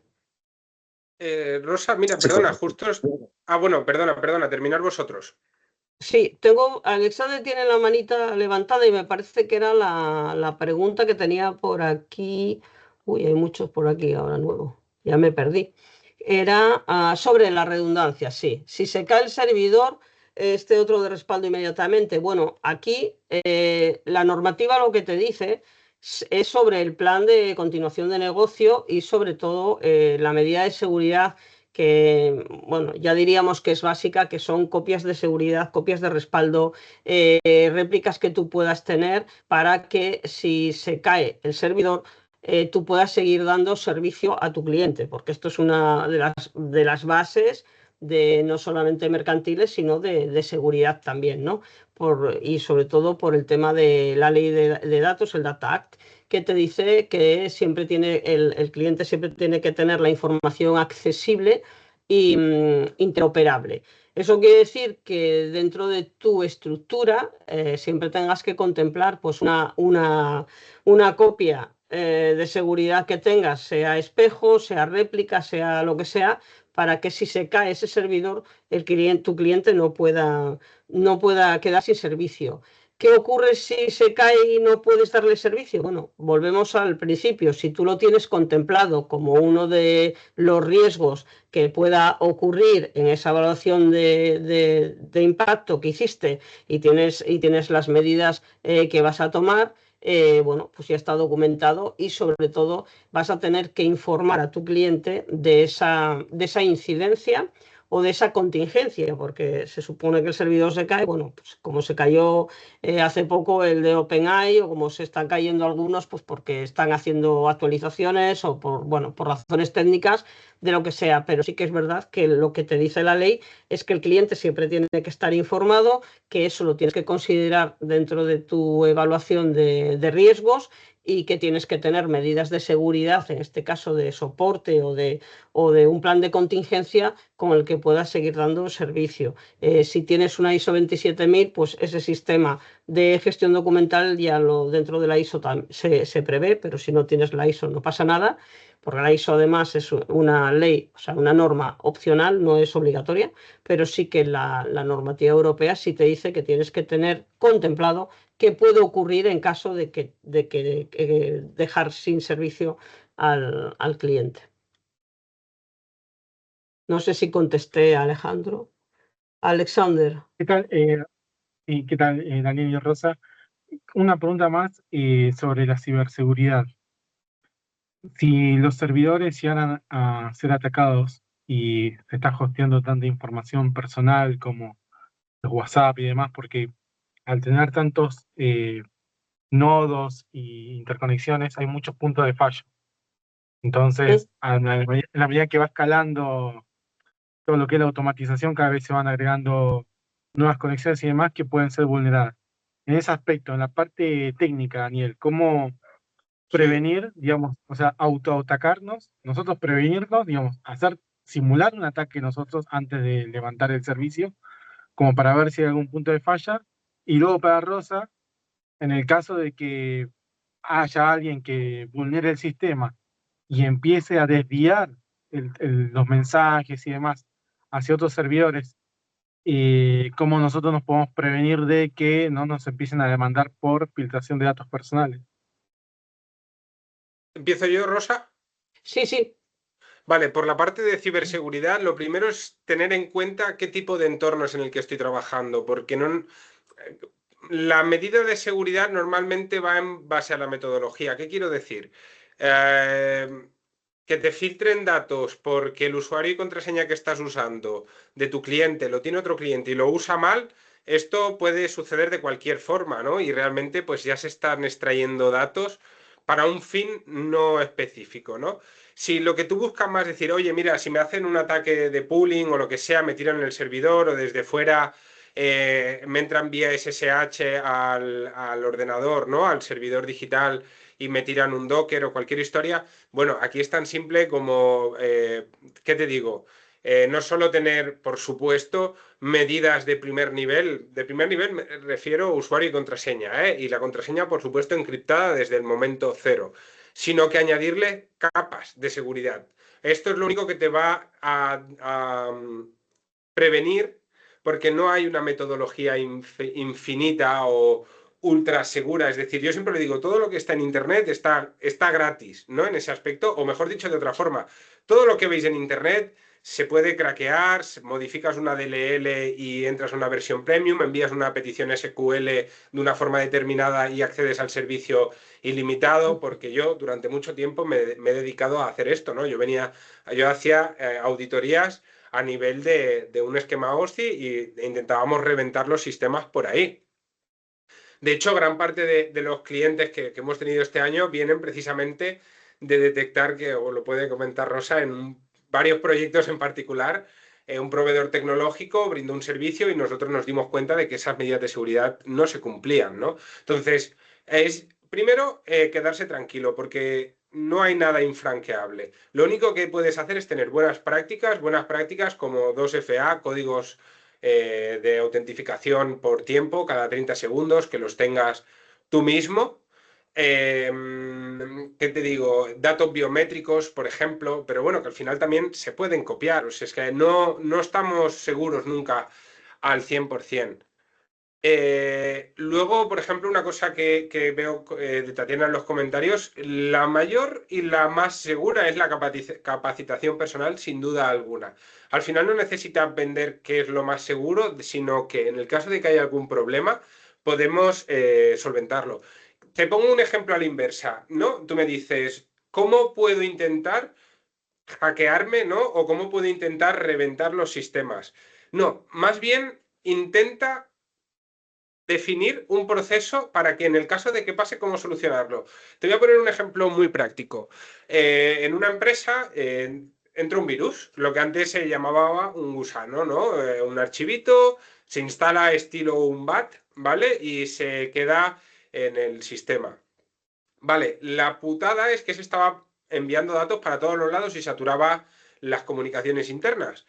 Vale, aquí puedes decir, puedes volverte loco y decir, es que mi sistema era tan seguro y ya no lo es. No, no, no, no. Lo que tienes que tener es un buen procedimiento. Una vez tienes un buen procedimiento, en este caso, por ejemplo, cuando te hackean un portátil, por supuesto, lo primero que tienes que hacer es poner el modo avión.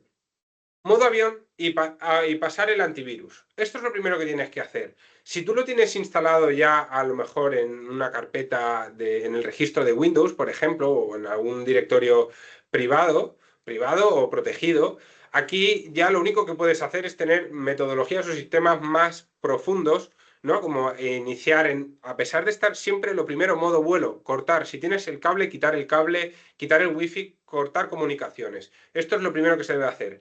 Eso, luego intentar arrancar en un modo seguro, restablecer el equipo de fábrica, pero siempre lo más importante no es evitar, no es evitar que te entren, porque cada día salen métodos nuevos porque los antiguos los revientan, sino que da igual el método y da igual el tiempo, yo tenga un sistema que me blinde que, aunque pase, ¿vale?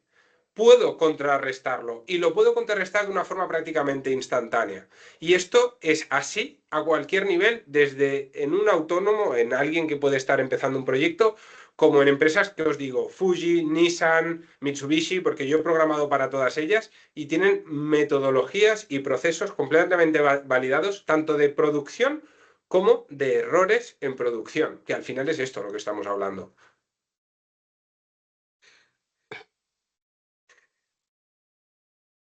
Bueno, Rosa, voy a contestar, sí, por la parte legal que preguntaba. Tatiana ahí apuntaba efectivamente esa gestión de brechas o de incidencias, porque volvemos a lo de siempre, como decía Daniel, es que la seguridad absoluta no existe, pero sí que podemos documentar, podemos tener un protocolo de gestión de incidentes que el Reglamento General de Protección de Datos nos obliga, es una medida obligatoria, donde en esa gestión de incidentes pues se hace una fotografía, una foto Polaroid del incidente, quién lo detectó, qué medidas se tomó, qué procesos fueron afectados, cómo se va a documentar, etcétera. Y que además, si esa brecha de seguridad es tan grande que afecta pues a los clientes, hay que informar a los clientes. Si es una brecha, una incidencia, digamos, menor, que queda a nivel interno, pues eso de todas formas hay que levantar acta, digamos, hay que activar ese protocolo de gestión de incidencias y de brechas de seguridad, y después hay que notificar en este caso a nuestra autoridad de control, que en España es la Agencia Española de Protección de Datos, hay que notificar esa brecha de seguridad en menos de 72 horas y si es de un alcance mayor o que pueda afectar activos de nuestro cliente, pues informarlo inmediatamente. Con lo cual, si lo tenemos procedimentalizado, si lo tenemos documentado, si tenemos esos protocolos, pues nadie está libre de un hackeo, nadie está libre de un ataque, nadie está libre de que nos pasen cosas, porque efectivamente estamos en el ciberespacio y en el ciberespacio pues hay gente muy buena, pero hay gente muy mala, y en esa medida pues también tenemos que ser reactivos, poder reaccionar si dentro de ese informe o esa documentación mientras estamos gestionando la brecha de seguridad, detectamos alguna zona de mejora o algún error cometido porque a lo mejor se nos escapó un riesgo o no le dimos el nivel o el alcance suficiente o no controlamos que pudiera tener impacto en esa parte del proceso, bueno, pues ahí como una acción correctiva también se recoge en ese documento, en esa gestión y se incorpora. Volvemos otra vez a reescribir esa evaluación de impacto y lo dejamos también reflejado y documentado, con lo cual, bueno, pues a efectos de autoridad de control y si hay algún tema con nuestros clientes, pues podemos demostrar que efectivamente tenemos la diligencia debida y que nuestro sistema trabaja en las buenas prácticas y como manda la ley y cumpliendo el reglamento. Pues sí. Me gustaría mencionar dos cositas. Una que, bueno, que ya está en marcha, tanto por la parte de Luis, que no está ahora presente, como tanto por parte de Rosa como mía, que estamos estableciendo toda la política comunitaria dentro de N8N Seniority para que, bueno, pues al final como estas prácticas sean de buen uso para todos, sean aprovechables y sobre todo tengan pues el enriquecimiento que quiere, siempre y cuando respetando pues los márgenes que conllevan, ¿no? Sí que he estado viendo también, sobre todo con el tema del QR, que habrá a personas que no os habrá llegado la valoración. Lo que hemos hecho es con un pequeñito agente de WhatsApp, luego os lanza ya lo que es la pequeñita auditoría de las respuestas que habéis enviado.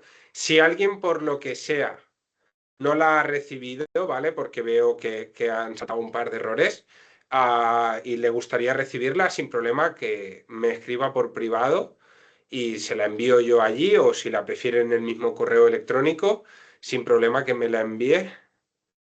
Y listo. Veo, Rodrigo pregunta, vuelvo a preguntar desde el lugar de freelancer que está empezando. Un flujo que cumpla con todos los requisitos, compilance, buenas prácticas, ciberseguridad, documentación técnica actualizada, mantenimiento de servidores, gestión de errores sin fin de etcétera, porque además es sin fin de etcétera, de eso que te queda sin aire. ¿Cuántos miembros de un equipo calculan para implementar todo esto? ¿Creen que una sola persona debería poder hacerlo todo? A ver, yo te hablo como yo lo hago. Mira. Al final, una gran frase de Rosa es zapatero a sus zapatos, ¿vale? Y creo que al final todos estamos de acuerdo que el que, por ejemplo, tiene una habilidad técnica, a lo mejor la parte comercial le queda un poco más pendiente. No tiene que ser así, pero hablamos de algo genérico, ¿vale? En este caso, ¿poder se puede, Rodrigo? Sí, poder se puede. Pero si yo tengo que estar pensando, mira, ahora te pongo un ejemplo. Estamos trabajando con un hospital universitario de aquí de Barcelona, ¿vale? Si yo estoy pensando en todo el sistema, toda la parte práctica, ¿no? Toda la parte técnica, yo no puedo estar luego en definir políticas porque aparte de que te va a llevar un tiempo que no es necesario, yo en este caso lo que hago es, mira Rosa, el proyecto que vamos a hacer es este, voy a conectar esta herramienta, esta herramienta, esta herramienta, voy a hacerlo así. Y así también es un poco de seccionar el trabajo bien hecho, ¿no? Yo puedo estar solo a lo que tengo que estar y Rosa va a estar solo a lo que tiene que estar. Insisto, poder se puede. Yo no lo hago. Rosa, ¿algo que añadir a esto?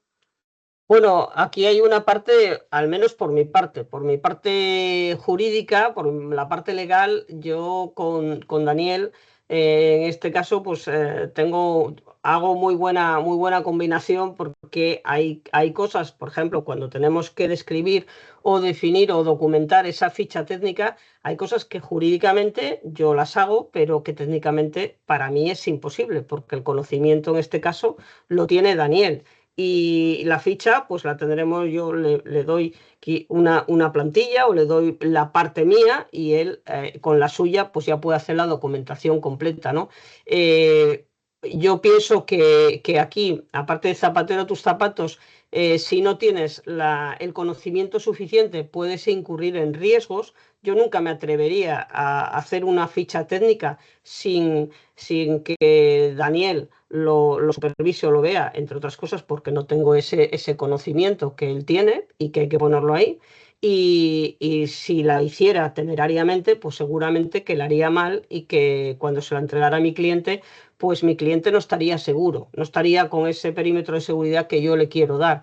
Yo pongo otro ejemplo también. Yo me dedico a este tema, me dedico al derecho tecnológico, me dedico a todo lo que tiene que ver con esta consultoría, pero yo no me hago mi declaración de la renta porque no entiendo de derecho tributario, no tengo conocimientos de derecho fiscal y por tanto yo le encargo, les subcontrato a un asesor fiscal que es el que me lleva la contabilidad y los impuestos, porque ni a todo llegas, ni si lo haces, pues a lo mejor lo haces mal y para hacerlo mal, pues yo prefiero pues no hacerlo o trabajar en equipo con personas que sí sepan de lo suyo, ¿no? Y en este caso, pues en el caso, insisto, tecnológico, hay una parte que, como yo le digo a Daniel, el derecho tecnológico tiene dos palabras, que es derecho y tecnología. Los que sabemos de jurídico, legal, de derecho, pues aunque entendamos determinados conceptos en tecnología, no tenemos las competencias ni los conocimientos que tenéis vosotros para llegar o para ampliar ese alcance, para ampliar ese perímetro de seguridad que queremos blindar y que queremos darle al cliente final, ¿no? Por tanto, ¿se puede hacer? Sí. Ya, ¿qué nivel de profesionalidad o qué nivel de acabado le vas a dar a lo que hagas? Pues bien, mal, regular y sobre todo pensando siempre en que tu cliente tiene que confiar en ti y que todo lo que salga de tu empresa o de un proyecto de tu mano siempre vaya pues con un nivel de calidad pues como el que hacéis vosotros, vuestro nivel de calidad que en vuestros desarrollos, ¿no? Pues chicos, no sé si tenéis más preguntitas.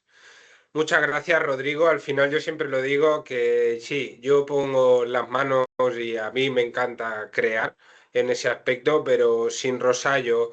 Bueno, nosotros tenemos proyectos en colegios, hospitales, sector industrial, en el sector turísmico, iba a decir, en el sector turístico, bueno, con empresas pues potentes en ese aspecto, del cual pues, la verdad es que me siento muy orgulloso. Yo he podido ayudar sobre todo a gran parte de mi familia con todo este aspecto. Y bueno, para mí la joya de la corona es un pequeñito agente que tenemos sobre un proyecto que a día de hoy está en el Congreso, en particular de Almería, donde se presentó en el tribunal y demás. Y eso para nosotros es un poco como esa gran victoria, ¿no? El tener integrado N8N literalmente en el gobierno de España y con un proyecto tan grande de digitalización. Así que yo creo que no hay Dani sin Rosa, no hay Rosa sin Dani. Y yo la verdad es que lo único que desde que la descubrí a ella pensé que me iba a ir a la cárcel por firmar papeles, pero todo lo contrario. No, Chicos, no sé. Perdona, di, tengo que Rosa. decir lo mismo, no hay Rosa sin Dani porque Dani es el que me traduce toda esa complejidad con la que trabajáis cada día y como él dice, bueno, vamos a llevarlo a pie de calle, vamos a bajarlo a la realidad y claro, entender conceptos es fundamental o entender esas fases es fundamental para poder después darle esa cobertura legal o esa cobertura jurídica en forma de documentación y yo creo que hacemos un gran trabajo, sobre todo por la parte técnica, porque queda muy blindada y porque cuando finalmente Daniel entrega su proyecto, entrega su solución o está trabajando en esto, sabes que el cliente al 100% y dentro de la parte que podamos garantizar de seguridad, con todas esas medidas y con todo ese cumplimiento normativo, sabemos que el cliente está súper blindado, que el cliente al final sale al mercado con su herramienta, con su funcionalidad, con su solución y haga lo que haga por esta parte del mostrador, por el backstage, al menos siempre va a estar bien orientado y haciendo las cosas como manda la ley. Y eso es una gran tranquilidad. Yo siempre digo que ayudamos a las empresas, ayudamos que los proyectos a que vender más con seguridad, porque cuando tú estás segura de que todo lo demás lo tienes bien y que está como anda la ley, pues tú te puedes focalizar, pues enfocar a seguir vendiendo, a vender más, pues esto, con seguridad y con tranquilidad. Voy a dejar por aquí, perdona Rosa que te corte, por último el LinkedIn, ¿vale? Los perfiles con el QR, igual, no sé, lo estáis viendo en pantalla, ¿verdad? Si no me equivoco, sí. Básicamente, tanto si por la parte técnica necesitáis ayuda de cualquier tipo, pues sin ningún problema. En la comunidad de N8N Seniority estamos ya no yo, sino muchos chicos que incluso están aquí en la charla, ¿vale? Apoyándonos cada día. Como cualquier otro compañero, creo que somos ya más de 1.800 personas, o sea que no tengáis miedo ni vergüenza. Y luego por la parte legal, pues bueno, ahí tenéis a Rosa, ese es su LinkedIn.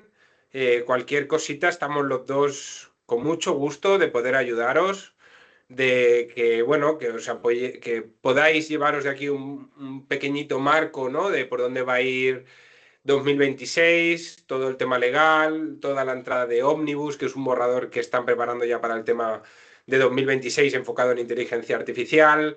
Y cualquier cosita de verdad, de corazón, os lo digo, que necesitéis pues luz, respuesta en algo determinado, tanto en España, en Europa, en Latinoamérica, allá donde viváis, que lo hagáis, que vamos a estar con mucho gusto ahí detrás, que para nosotros es un honor, yo diría, Rosa, ¿no? Tener este espacio. Y chicos, mucho éxito. Os deseo lo mejor para 2026 a todos y cada uno de vosotros. Rosa, gracias por existir directamente.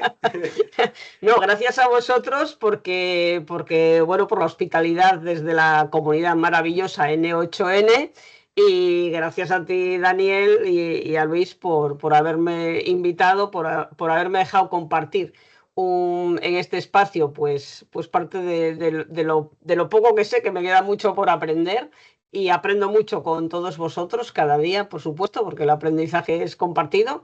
Y yo me sumo también al ofrecimiento de Daniel, cualquier duda que tengáis, cualquier información que necesitéis, pues ahí tenéis mi enlace y me podéis preguntar lo que necesitéis para... Yo siempre digo que hay que estar bien informado para poder decidir bien y que hay que conocer para poder decidir bien también. Porque ya sabéis además que la ignorancia de la ley no excusa de su cumplimiento y no nos vale decir que esto yo no lo sabía, que esto yo no... Y ciertamente muchas veces se desconoce porque hay muy mala información, hay mucha confusión con tanta información que se da pues a veces en las redes y si no sabes muy bien, pues esto siempre es mejor ir a la fuente clara, ir al reglamento, ir a la normativa y en vuestro caso, pues ya que tenéis la oportunidad desde la comunidad de poder preguntarle a Daniel o poder preguntarme a mí, pues con mucho gusto también, porque para mí también, como Daniel, me sumo a ese honor de poder compartir con vosotros y con desarrolladores que estáis haciendo tanto y tan bueno por la tecnología. Pues bueno, chicos, si hay alguien más, últimos 5 segundos para el que tenga algo entre manos. Y si no, pues ya cortamos aquí. 2 horas al final de media horita que teníamos preparada. Pero bueno, pues nada, chicos, un verdadero placer. Que tengan muy buen fin de semana. Disfruten con la familia, con amigos de la Navidad. espero que se hayan portado muy bien, que Papá Noel les traiga muchos regalos. Importante, importante. Sí, sí, Y efectivamente. nada, chicos. Y unas muy buenas, felices fiestas y un feliz y muy próspero 2026. Ahí está. Pues bueno, familia, yo me desconecto, ¿vale? Un placer y a cuidarse. Hasta luego. Gracias. Muchas gracias. Hasta luego. luego.